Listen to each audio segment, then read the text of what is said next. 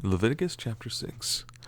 The Lord said to Moses, if anyone sins and is unfaithful to the Lord by deceiving his neighbor about something entrusted to him or left in his care or stolen, or if he cheats him, or if he finds lost property and lies about it, or if he swears falsely, or if he commits any such sin that people may do, when he thus sins and becomes guilty, he must return what he has stolen or taken by extortion, or what was entrusted to him, or the lost property he found, or whatever it was he swore falsely about.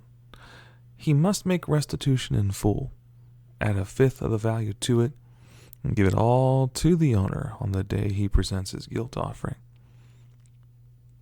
And, as a penalty, he must bring to the priest, that is, to the Lord, his guilt offering, a ram from the flock, one without defect and of proper value. In this way, the priest will make atonement for him before the Lord, and he will be forgiven for any of these things he did that made him guilty.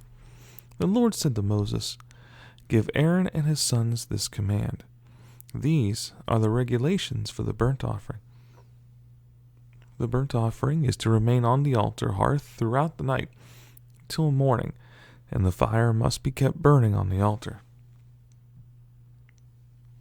The priest shall then put on his linen clothes with linen undergarments next to his body, and shall remove the ashes of the burnt offering that the fire has consumed on the altar, and place them beside the altar. Then he is to take off these clothes and put on others, and carry the ashes outside the camp to a place that is ceremonially clean. The fire on the altar must be kept burning. It must not go out. Every morning the priest is to add firewood and arrange the burnt offering on the fire, and burn the fat of the fellowship offerings on it. The fire must be kept burning on the altar continuously. It must not go out. These are the regulations for the grain offering. Aaron's sons are to bring it before the Lord in front of the altar.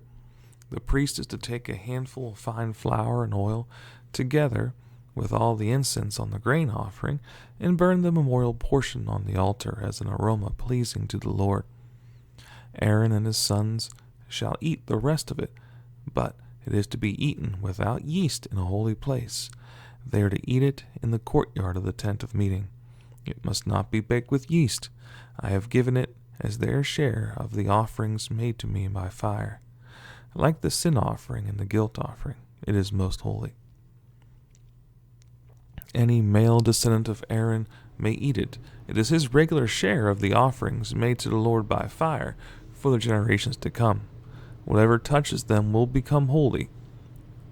The Lord also said to Moses, this is the offering Aaron and his sons are to bring to the Lord on the day he is anointed.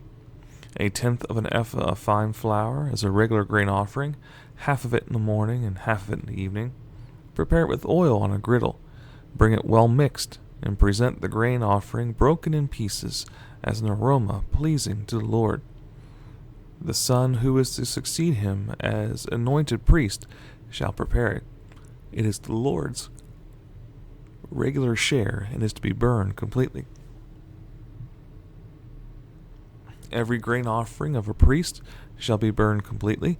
It must not be eaten. The Lord said to Moses, say to Aaron and his sons, these are the regulations for the sin offering. The sin offering is to be slaughtered before the Lord in the place the burnt offering is slaughtered. It is most holy. The priest who offers it shall eat it. It is to be eaten in a holy place, in the courtyard of the tent of meeting. Whatever touches any of the flesh will become holy, and if any of the blood is spattered on a garment, you must wash it in a holy place. The clay pot the meal is cooked in must be broken. But if it is cooked in a bronze pot, the pot is to be scoured and rinsed with water. Any male in a priest family may eat it. It is most holy. But any sin offering whose blood is brought into the tent of meeting to make atonement in the holy place must not be eaten. It must be burned. These are the regulations for the guilt offering, which is most holy. The guilt offering is to be slaughtered in the place where the burnt offering is slaughtered, and its blood is to be sprinkled against the altar on all sides. All its fat shall be offered, the fat tail, and the fat that covers the inner parts, both kidneys with the fat on them near the loins, and the covering of the liver, which is to be removed with the kidneys. The priest shall burn them on the altar as an offering made to the Lord by fire. It is a guilt offering. Any male in a priest's family may eat it, but it must be eaten in a holy place. It is most holy. The same law applies to both the sin offering and the guilt offering. They belong to the priest who makes atonement with them. The priest who offers a burnt offering for anyone may keep it tied for himself. Every grain offering baked in an oven or cooked in a pan or on a griddle belongs to the priest who offers it. And every grain offering, whether mixed with oil or dry, belongs equally to all the sons of Aaron. These are the regulations for the fellowship offering a person may present to the Lord. If he offers it as an expression of thankfulness, then along with his thank offering, he is to offer cakes of bread made without yeast and mixed with oil, wafers made without yeast and spread with oil, and cakes of fine flour, well kneaded and mixed with oil. Along with his fellowship offering of thanksgiving, he is to present an offering with cakes of bread made with yeast. He is to bring one of each kind as an offering, a contribution to the Lord. It belongs to the priest, who sprinkles the blood of the fellowship offerings.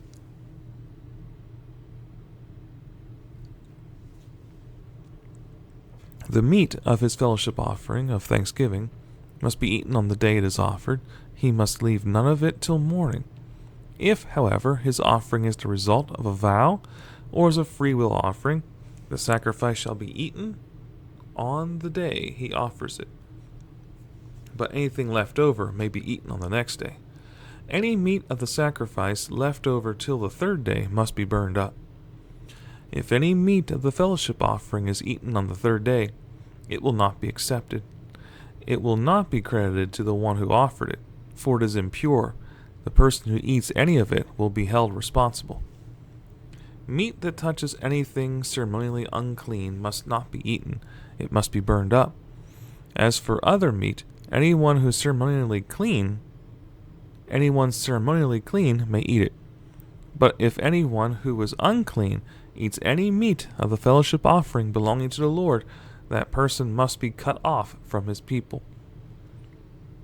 If anyone touches something unclean, whether human uncleanness or an unclean animal or any unclean, detestable thing, and then eats any of the meat of the fellowship offering belonging to the Lord, that person must be cut off from his people.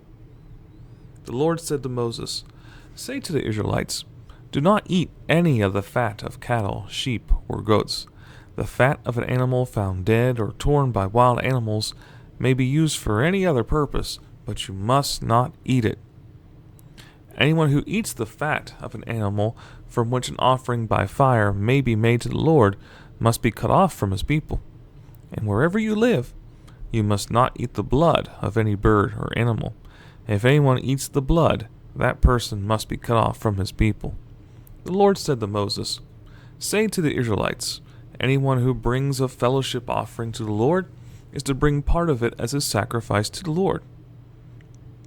With his own hands, he's to bring the offering made to the Lord by fire.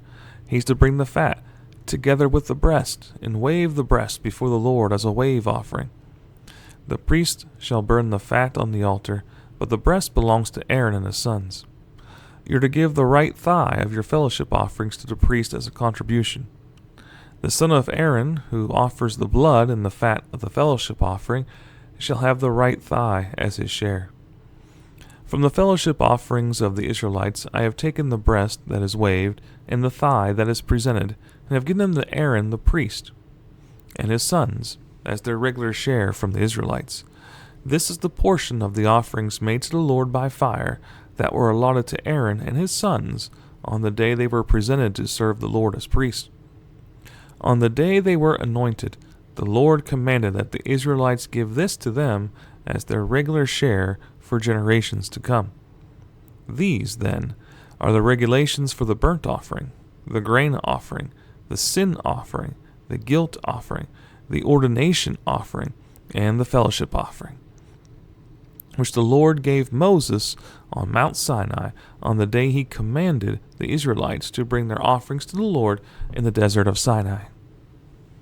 The Lord said to Moses, "Bring Aaron and his sons, their garments, the anointing oil, the bowl for the sin offering, the 2 rams, and the basket containing bread made without yeast, and gather the entire assembly at the entrance to the tent of meeting." Moses did as the Lord commanded him, and the assembly gathered at the entrance to the tent of meeting. Moses said to the assembly, "This is what the Lord has commanded to be done." Then Moses brought Aaron and his sons forward and washed them with water. He put the tunic on Aaron, tied the sash around him, clothed him with the robe, and put the ephod on him.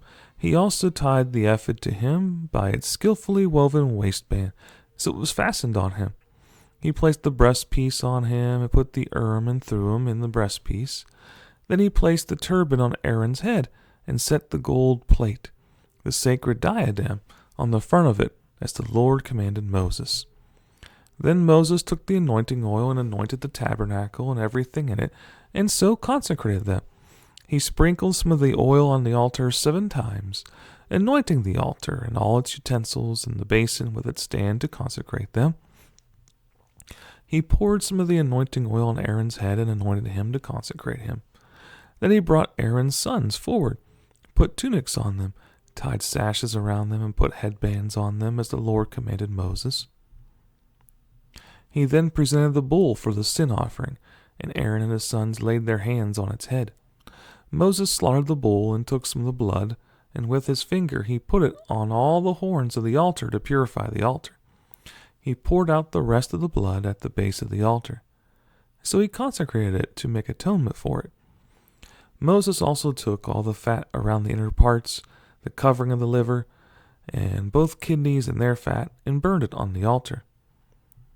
But the bull with its hide and its flesh and its offal he burned up outside the camp as the Lord commanded Moses. He then presented the ram for the burnt offering, and Aaron and his sons laid their hands on its head.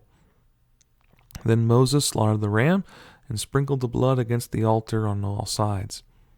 He cut the ram into pieces and burned the head, the pieces, and the fat. He washed the inner parts and the legs with water and burned the whole ram on the altar as a burnt offering, a pleasing aroma, an offering made to the Lord by fire, as the Lord commanded Moses. He then presented the other ram, the ram for the ordination, and Aaron and his sons laid their hands on its head. Moses slaughtered the ram and took some of its blood and put it on the lobe of Aaron's right ear, on the thumb of his right hand, and on the big toe of his right foot. Moses also brought Aaron's sons forward and put some of the blood on the lobes of their right ears, on the thumbs of their right hands, and on the big toes of their right feet. Then he sprinkled blood against the altar on all sides. He took the fat tail, all the fat around the inner parts, the covering of the liver, both kidneys and their fat, and the right thigh. Then, from the basket of bread made without yeast, which was before the Lord, he took a cake of bread and one made with oil and a wafer, and he put these on the fat portions and on the right thigh. He put all these in the hands of Aaron and his sons, and waved them before the Lord as a wave offering. Then Moses took them from their hands and burned them on the altar on top of the burnt offering as an ordination offering, a pleasing aroma, an offering made to the Lord by fire. He also took the breast, Moses' share of the ordination ram, and waved it before the Lord as a wave offering, as the Lord commanded Moses. Then Moses took some of the anointing oil and some of the blood from the altar, and sprinkled them on Aaron and his garments, and on his sons and their garments. So he consecrated Aaron and his garments, and his sons and their garments. Moses then said to Aaron and his sons, "Cook the meat at the entrance to the tent of meeting, and eat it there with the bread from the basket of ordination offerings, as I commanded, saying, Aaron and his sons are to eat it. Then burn up the rest of the meat and the bread. Do not leave the entrance to the tent of meeting for 7 days, until the days of your ordination are completed, for your ordination will last 7 days. What has been done today was commanded by the Lord to make atonement for you. You must stay at the entrance to the tent of meeting day and night for 7 days, and do what the Lord requires, so you will not die. for that is what I have been commanded." So Aaron and his sons did everything the Lord commanded through Moses.